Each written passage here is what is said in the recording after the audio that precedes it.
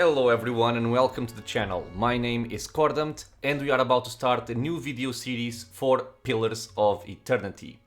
So this is a game that's a modern classic RPG. If you guys are familiar with games such as Baldur's Gate, Icewind Dale, Temple of Elemental Evil, Planescape Torment, those styles of games, this is pretty much inspired by them. So the main difference here between Pillars and the games I just mentioned is that this is not based in a Dungeons & Dragons rule set. So the classic RPG style is all there, but the gameplay mechanics, the lore, the world, the characters, the spells and the abilities are all going to be different. So if you're used to playing games such as Baldur's Gate and you never played Pillars of Eternity, you will see some differences here. But nothing that we can handle. So we're gonna start a new game of Pillars with both of the expansions installed, so the White March Part 1 and the White March Part 2. And we will be starting our new game with the following settings. We will be playing with the Path of the Damned difficulty, so this means that enemies receive a bonus to most stats and encounters have many more enemies. We are also gonna be playing in Expert mode. This disables a number of helper features in the game, and as they like to say it here, players who want to rely on their own faculties and intuition while playing the game should play Expert mode. And finally, we're also going to be playing with Trial of Iron. And this is the big one here. This means that there is only one save file that is kept for the entire playthrough. If the player is killed, the file is deleted and we must start the game again. So this is what is commonly referred to as the Triple Crown achievement, because there is an achievement for this, and naturally I'm not gonna be playing this blind. I have played this game before, I have actually finished it twice on this difficulty settings, so I feel confident that we can do it without dying. This is a game that I really enjoyed, I really love this game. It's actually something that the first time I played it, I didn't really feel it that much, because my background, like I was saying, is mostly Baldur's Gate, Icewind Dale, Dungeons & Dragons based cRPGs, and with the difference in the system, I really was not having a good time. But once I got used to it, I kind of studied the system a little bit, and everything went smoothly from there, and this is a great game. So I really felt like replaying it, and I thought, why not get a playthrough here for the channel so you guys can also enjoy this journey. So, without further delay, let us continue and see the starting cutscene.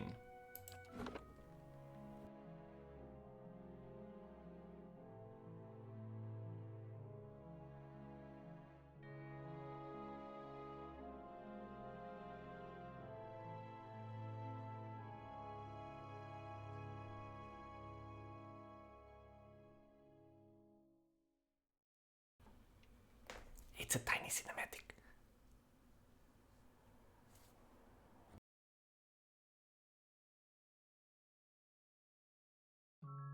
Five wagons grope blindly for the path on a starless night, their master glancing ever upward to the skies for assurance that he is on the right course.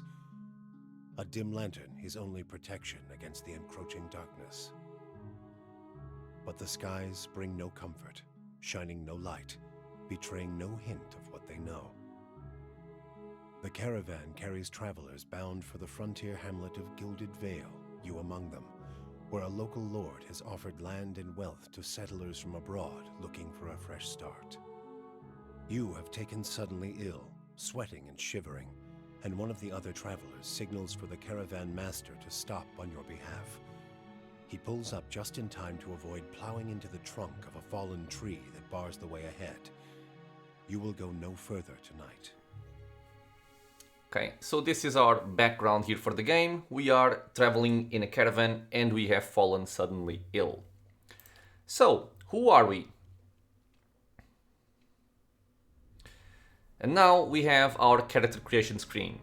So, for the purposes of this video, I'm gonna make this a short version of the character creation settings.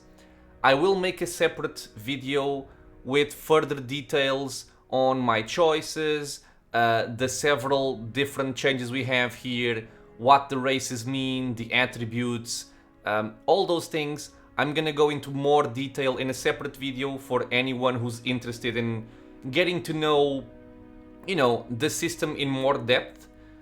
It will be interesting for you guys to see, but for this one I'll just keep it short and just focus on the main points. So we're gonna be playing as a male character. Out of our typical races, if you guys are used to Dungeons and Dragons games, the ones that will stand out to you here are the Aumaua, kinda weird looking giants. We have the Orlans, which are tiny, I don't know, cute kind of creatures. And then we have these very peculiar godlike creatures here. So, for my playthrough, I'm going to be playing with an Orlan. And in this case, he's going to be a Hearth Orlan. The reason why I'm taking this race and this sub-race is, first of all, I like playing with tiny characters. If you've seen my channel before, you will know this by now. And he looks kind of fun. And also, a very important trait that they have.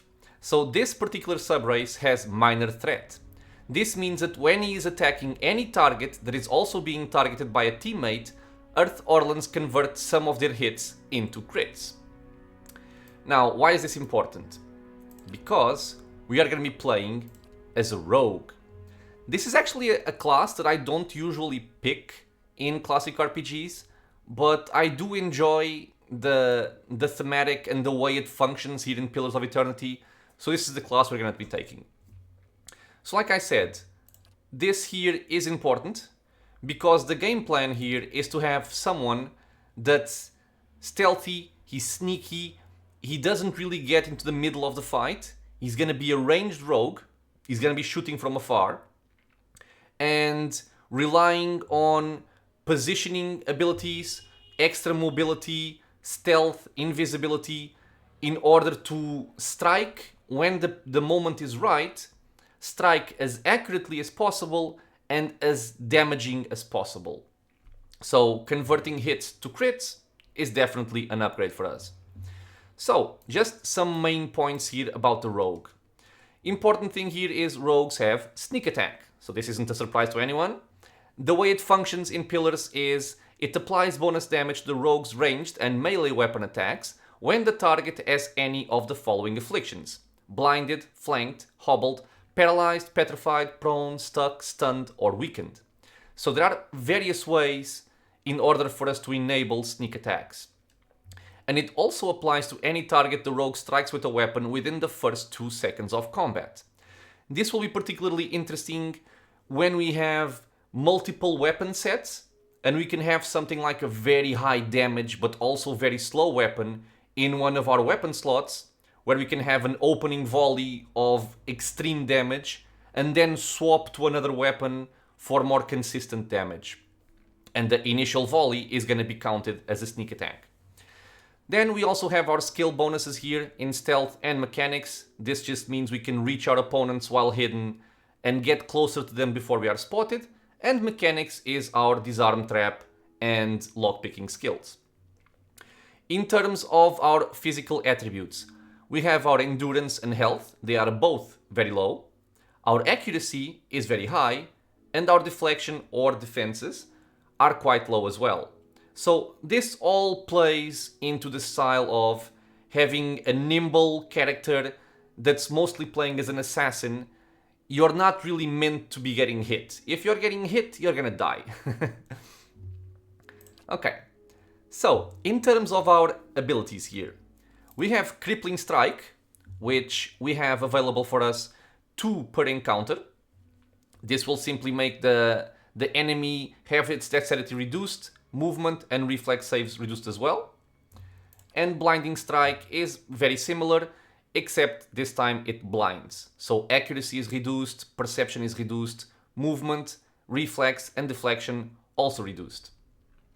So the big decision between these two at the start is Blinding Strike is a more effective skill, the effect is better, but you only have 1 per encounter, while Crippling Strike you have 2 of them. So this means you have 2 ways per encounter to enable sneak attacks, while with this one you only have 1. So I think for the purposes of what we're going to do here, I'm actually going to go for the blinding strike. One could argue to take one or the other. If you just want more enablers for sneak attack, go with crippling strike. If you just want a more powerful skill, I would say blinding strike. Next up, the attributes.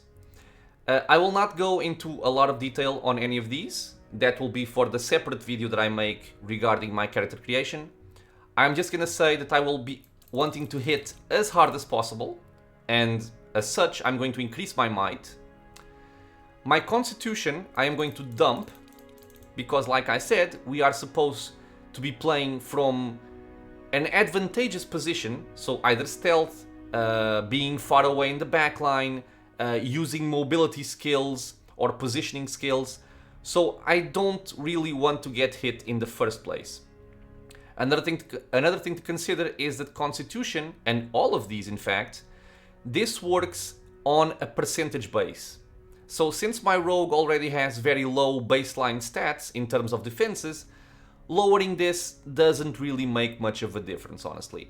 And same thing is going to apply to resolve. Okay, these are our dump stats. We want to be hitting as fast as possible, so dexterity maxed. We want to hit as accurately as possible, so our perception also going to be maxed, and our intellect is going to be as high as we can with the remaining points. Okay, so finally, we will be taking the Living Lands culture here, just because we have a penalty to our might, and I just like to round it out to have 18, and the Living Lands allows us to do this. In terms of our background, I like Drifter for my rogue, because it gives us extra stealth and extra mechanics, which are both useful to us. This also affects some of the decisions you have in dialogue, but it's pretty minor. It doesn't make much of a difference. It also defines, I believe... Oh no, actually. The culture defines the equipment you start with, as well as the bonus attribute. In this case, the equipment I don't really care about, I just want the extra might. And over here, just want the stealth and mechanics. Next up, we're gonna go for our appearance. I'm gonna try and be as close to my character as possible, so maybe just have a lighter skin tone.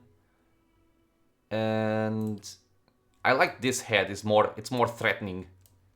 And we are gonna have some facial hair here, because we are playing a rogue after all. So we need to be fancy. And I like this one for a fancy rogue. Okay, our hair should also be a little bit more red. Sounds good to me. And the hair is gonna be this one. Okay. Now, in terms of voice, for a rogue, I like cocky. Yeah? I'll lead the way. But we also have sinister. He won't see me coming. Which sounds a lot better for what we're going for, right? What is it? Now I am the leader of the group. I like this. So we're gonna go with sinister. And finally, our name, which is gonna be, very simply, Cordant. So, this is the character we're gonna be taking. The plan here is to, when we finish Pillars of Eternity 1, import my character into Pillars of Eternity 2, which is a game I have actually never finished. I've only played like maybe 10% of the game. And also go through the entire game with our character. Another thing to note, even though my stats here are kind of min-maxed, one could say, you don't really need this kind of distribution, okay? You can have something much more balanced, and it's not really gonna make a whole lot of difference.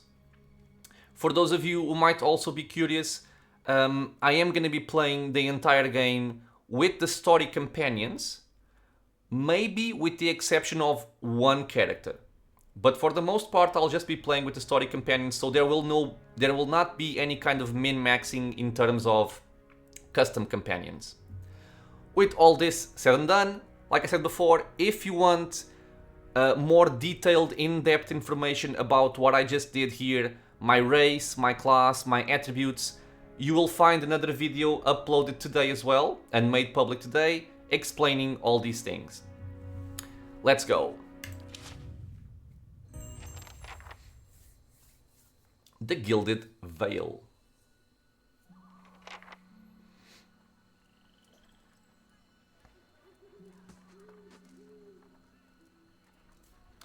The caravan master finishes addressing the group, his bushy red moustache and sagging jowls quivering as if for emphasis. Everybody stays close to the wagons, got it? Stay out of the woods, and beasts take you if you were planning a stroll through those ruins up there. He nods toward the looming black mass on the hillside. Whole area's crawling with hut-dwelling types who'd be happy to stick an axe in you for trespassing. So mind that you don't track mud on their sacred blazing rocks. Tonight, everybody stays put, and in the morning we'll get the path cleared. Gilded Veil's less than a day out. Understood? At last, the caravan master turns to you, frowning as he looks you over. Touch of the rumbling rot, could be. There's a stinging beetle round here, carries it. You'll be fine once it passes your innards. Unless you don't drink water, course. In which case you'll be dead in a day. Very reassuring. There's a berry grows in these parts, small and pink, called a springberry. About the size of a fingernail. Give you cramps if you eat it, but the frontiersmen make a tea from it. Calms the insides. Should get you through the night. You might check around, see if you can find some. Meanwhile, I'll see if we can scare you up some water. I know you want to hunt before it gets much darker, but see about refilling our water first. Got a sick one here. So this is actually something that I just realized while making the video. I wish that these interactions were separated, so I can kind of narrate what he's doing and then have the dialogue, but in this case this kind of gets lost here. In any case, he nods in your direction. Sparful nods and slides the worn bow over his shoulder. Where would I find these berries? They grow on a bush that's common round here, kind of funny looking. You'll know it when you see it. Doubt you'd have to go far off the road to find one. Okay, what are those ruins? Nothing you won't see on half the hills of Air Glonfoth. Money to be made selling their knickknacks in Defiance Bay, if you don't mind getting stuck with Glonfoth and arrows now and again. They didn't build them, but I'll be the effigy if they don't watch them like a mother bear. I like this expression. Of course, all the ones around here have been ransacked 10 times over. Got nothing left worth half a pawn, so I hear. Who did build the ruins? Got different names for them. Settlers called them Ingwithans. Nobody that liked them enough to stop them becoming ruins, tell you that much. Is it dangerous out there? Not if you hurry about your business, and not if the weather holds up. There is concern in his tone, but he does not elaborate. What kind of weather do they get out here? This time of year, rain mostly, and wind. But there's a different kind of wind out here time to time. Locals call it a beowick, born out of the ether, the spirit's path. Never seen it myself, never cared to. Okay, and what are these huge rocks coming up out of the ground? They don't got Adra where you come from? Well, it just grows up out of the ground like this. Goes deep like tree roots. Some of it all the way to the heart of the world, you believe the stories. It's more like a shell than a proper rock. Easier to work if you're a mason. Got all kinds of strange properties. Seems to have some kind of life of its own. Dies if it gets dug up. Loses its luster. Folks think it probably grew at one point or another, but not these days. The soul butchers in Defiance Bay use it for different things. I've heard tell it can hold a man's soul, but I don't care to see it. Got enough to worry about without seeing something like that. Okay. So naturally a lot of this dialogue is optional, but in my opinion I really enjoyed the lore, the setting they created for Pillars of Eternity. So I do think it's worth exploring the dialogue and the world and what these things are. I think it's quite interesting. And also the fire looks pretty good. Okay, I'll go see about those berries then. Hold on. Take someone with you. I know you're not some helpless tenderfoot, not like most of this lot. But you drop dead, I don't want to be looking for the body. Got a schedule to keep.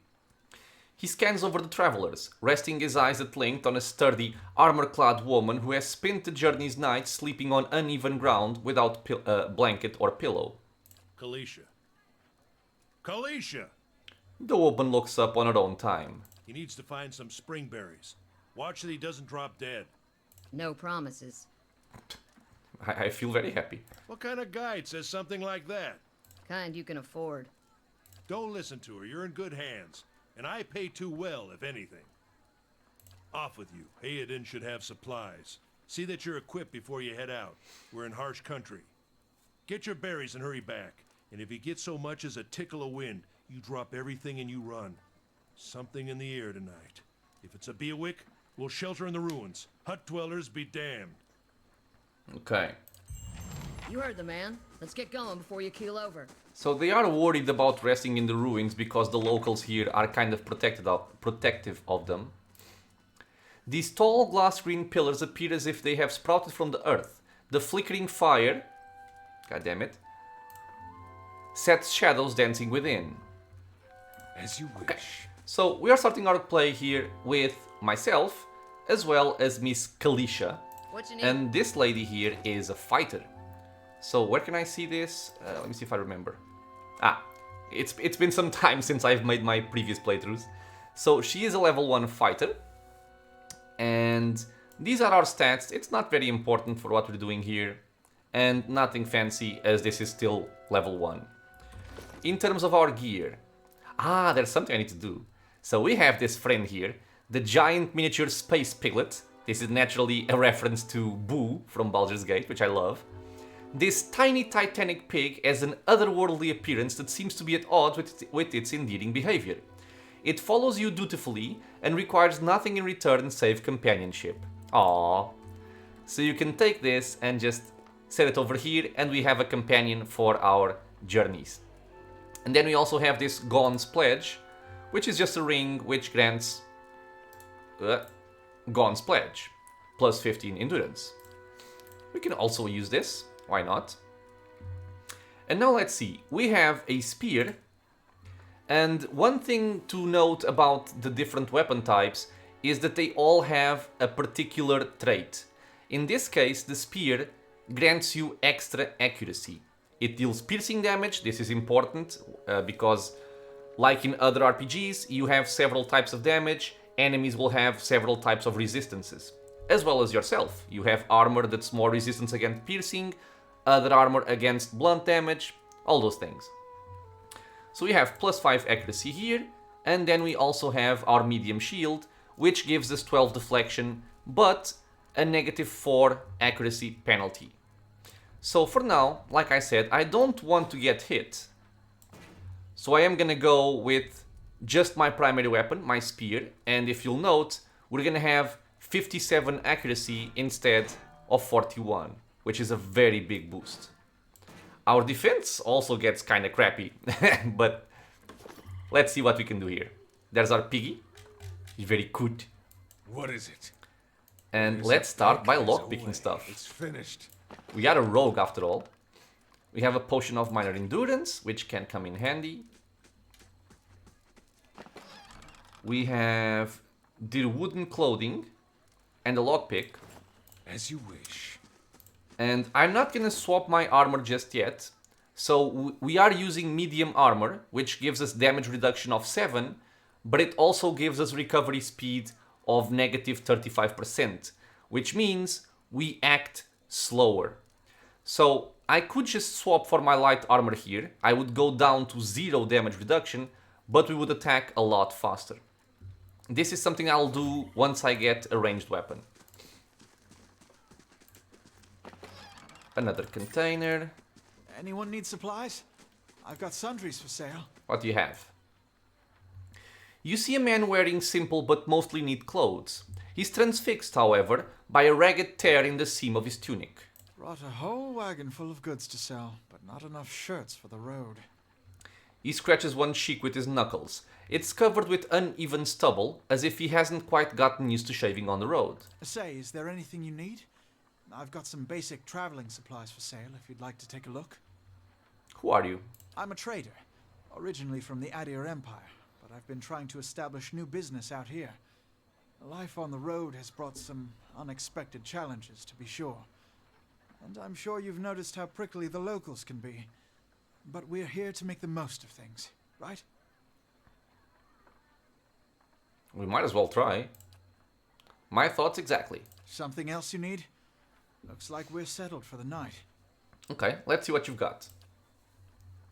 So he has some basic stuff. I could pick up like lockpicks here or some other weapons. I think I'll actually take the lockpicks.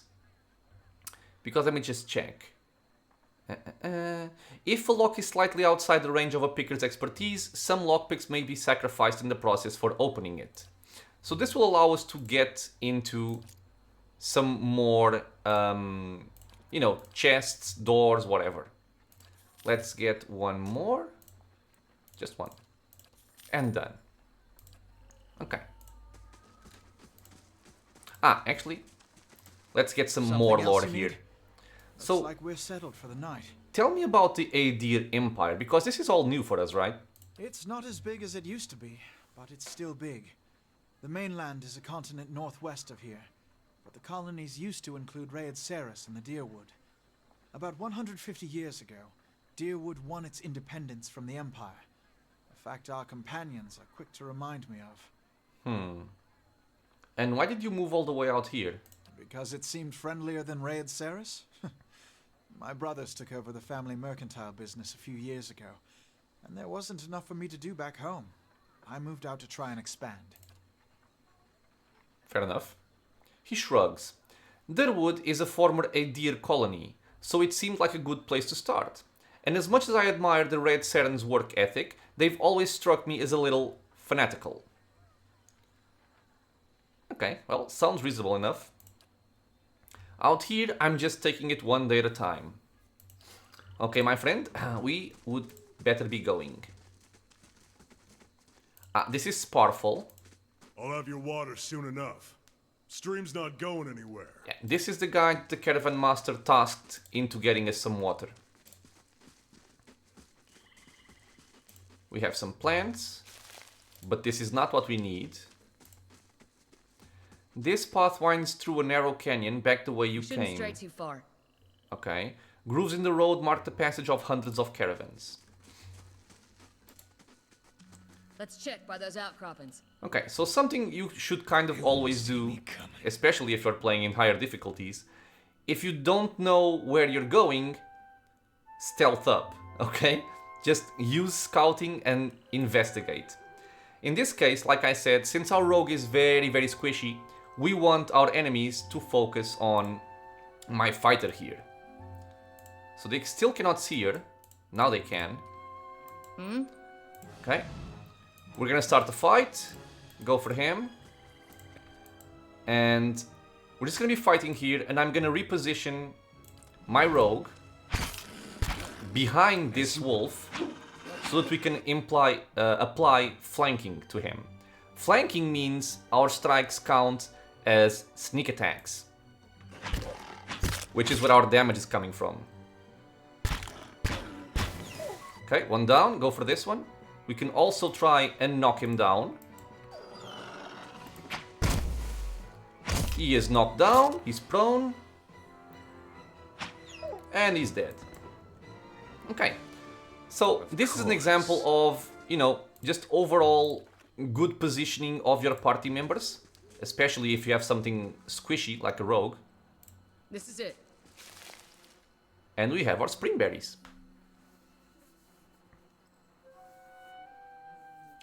You're kind of a mystery to the rest of the caravan. Just some kind of wanderer the way I hear it. So this is, I think, where your background comes from. And you can kind of choose, you know, more details on your background. So I guess let's go for, you have to be when people are looking for you. Yeah? How is it you happen to come here?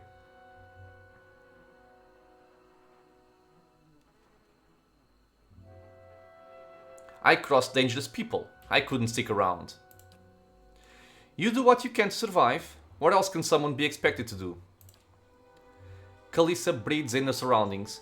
Been a long time since I've been this way, but I always did like it. Lord Radrick's offer makes a girl think, I'll give him that. You here to settle like the rest of the lot? No, I'm just passing through. That's usually the case with the big city just a little ways further up the same road. Where are you headed? I'm going to continue on to the city, see where that takes me. Closest one is Defiance Bay, the capital, few days out. Got its nice places, its not so nice places, same as any city, but the Duke is a good man as I hear it. Anyway, I'm wasting time here. Odem will give me an earful, let's be on our way. Okay, and why are you here? Kalisha sighs unevenly, her eyes search the ground at her feet. My sister moved out here some time back. She sent me a letter. She seemed worried, but that's how she always is. This time though, she asked me to come out, and that's got me a little worried. I haven't seen her in ages, been doing guide work in Ixamitl, but I'd do anything for her. She's a much better woman than me, so I'm here and we'll see. Odima I've worked with before. He doesn't usually drive a route this way, but he's doing it for me. Tell me about yourself. I've got simple needs. I like open skies and far horizons. I find work that let me live that way. Okay, a guide makes sense. My family wanders too. We started in Deerwood, but my parents ended up in the Living Lands. I've got a brother in Rauatai and another in Adir. My sister in Gilded Vale. She's the only real homebody. What can you tell me about Deerwood? I'm not much for history, but from what I know, it used to be part of the Adir Empire. Broke off after a war some years back. The locals here are feisty, and that's how they like it. I've been out of touch, but I've been hearing weird kinds of things about it lately. People having trouble giving birth, I guess. A lot of them. Been going on for years now, but somehow it's getting worse. With an uneasy tremor in her voice, she adds, I'll have to ask my sister more about it. Okay, well, let's get back to camp. You know, I wouldn't hold my breath that Sparfle's getting your water anytime soon. He does what he feels like, when he feels like it. We should check up on him first. Slap him around a little. Stream's just down that way. Come on, let's get your water. Bleh, your water. Okay, let's get our water. We can explore a bit, see if we can find some more herbs. And I think if you need to find hidden things, you actually need to be scouting. And something cool about this game is you can actually slow down the time. So this is slow mode. And you can also increase it. Which kind of helps if you're trying to, just kind of explore around. You don't need to go at the slow pace of the usual, scouting speed. And you can also just run faster. Mr. Deer. Travelers maybe, or looters, or bandits. Bad sign any way you figure it. Okay, any secrets? No. The corpse is cold to the touch and a ripe smell wafts from it in putrid waves. A dark, crusted bloodstain besmirches its simple linen clothing. Clothing, I should say. Ah, we have some leather armor and a lockpick. Cool. Another dead body over there. Let us just continue.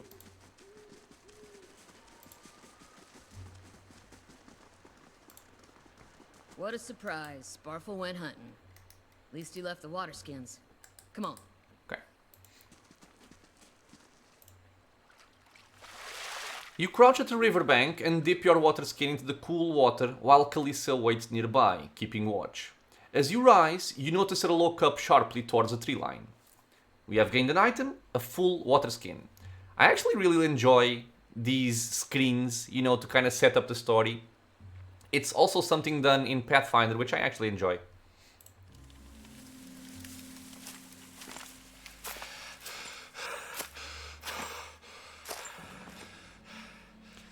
Out of the trees emerges Sparfle, one of the guides, barely discernible in the dim moonlight. He no longer carries his bow, and there is a strangeness to his gait. His stride wobbly as he moves toward you with labored breath. Sparfle, are you all right?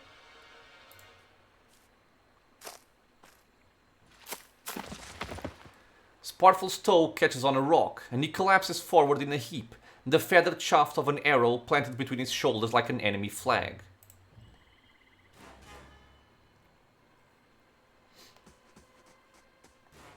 bandits. Yep, they're not messing around. So, once again, we do not want our rogue to be in the middle of the fight, so let's bring him back. And let's engage with our fighter on this guy running towards us. Okay, go over there. Go over there. What you need? Okay, this guy's an archer. Let's see if we can knock this guy down and get to work on the flank. Yep, knocked down, flanked. Big sneak attack damage here. Let me actually see if we can get some more details. I don't think we can, right? The only thing it says is we crit, and then we dealt 27.4 piercing damage.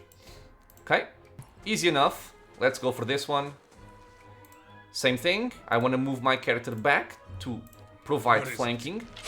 Knock this guy down and get to killing. So more sneak attack damage here. And he's dead. Okay, so this kind of shows Come on, we have to get back to camp. the power of the rogue.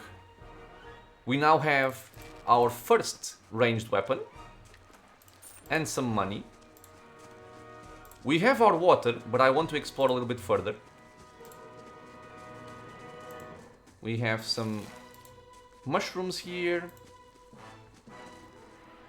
The footprints around the campfire are indistinct and may have been here for days or longer. We also have a bottle with a beer, and if we scout, and given that our character has some, I think it's mechanics, skill points, we actually can see this hidden compartment. And this one is actually a pretty cool stash here. It's not, it's not particularly overpowered or anything like that. I'm not even sure if it's useful, but it is fun. So what did we get here? We got a unique pistol called the Disappointer. So the speed is very, very low, range 8 meters. It deals 19 to 26 piercing damage, and this is already modified, I believe, by our might, because the base is 15 to 20. So you can actually see might increasing our damage here. The modifier it has is terrible, so an 8 penalty to accuracy and a 33% damage reduction. It has 6 DR bypass, which is very good, and that's why I like, what's the word? Gunfire weapons, I suppose. In the game, you can bypass damage reduction on your enemies. There's a lot of text, but the Disappointer was touted as a powerful, reliable weapon, but it has consistently failed every one of its unfortunate owners. Okay, so let's see what we have. We have 2 weapon sets for now, and I want to compare these two. So, I'm also gonna get a nice hat. This doesn't do anything except for swag, so I guess we can get a tiny hat here. And we also have some Valiant clothing, which is what we're gonna be using from here on out. Like I said, if I'm gonna be playing from range, I'm not very concerned for the moment with damage reduction. I just want as much recovery speed as possible. So we're gonna swap here. Oh my god, this looks very fancy, doesn't it? Okay, now, for a comparison. We have our hunting bow, which is fast. It deals 12 to 19 piercing damage, and it shouldn't have any kind of damage reduction. Bypassing, I mean.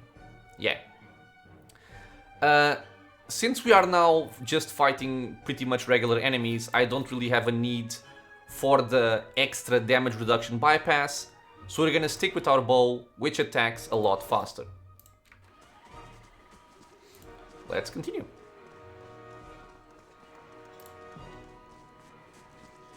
I am kind of worried about our camp now. A blade in the dark. Let's scout. Yeah, already we have some enemies here. Oh, and it seems like people are already dead. Well, as usual, let's send my people in. They have an archer and 2 fighter style guys. So let's go for that one. Okay. And we are gonna open up with a sneak attack from our bow. Okay, cool. Let's try and knock this guy down. I think we failed. Nope, we hit it. So sneak attack is being applied because he's knocked down, like I said. Knock this one down. Lovely. That was a crit because he got knocked down for a long time. Dead. Let's enable some more sneak attacks with a blinding strike. It landed. Wait, is he actually blinded? Wait. I think he resisted. Knockdown. I grazed him. Ah, so I hit him for 9 piercing damage, but I actually missed with my additional effect. This is because his reflex save was higher than my accuracy. So no sneak attack damage for me now. You can see the damage go down quite a bit. It's now hitting for 3 and 4 instead of 12 or 20. Oh, that was a nice crit. Oh, come on. There we go.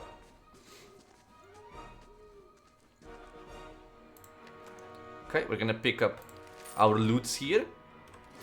And I'm just gonna distribute something before we move forward. So, like I mentioned previously, different weapons have different traits. So, for example, if you're looking at the spear, you get extra accuracy. If you're looking at the pistol, you have DR bypass and crit damage multiplier is negative. I think the hunting bow doesn't have anything actually. Huh. Funny. Okay. But hatchets also have a nice property here, which is extra 5 deflection. So this is what would be considered a defensive weapon.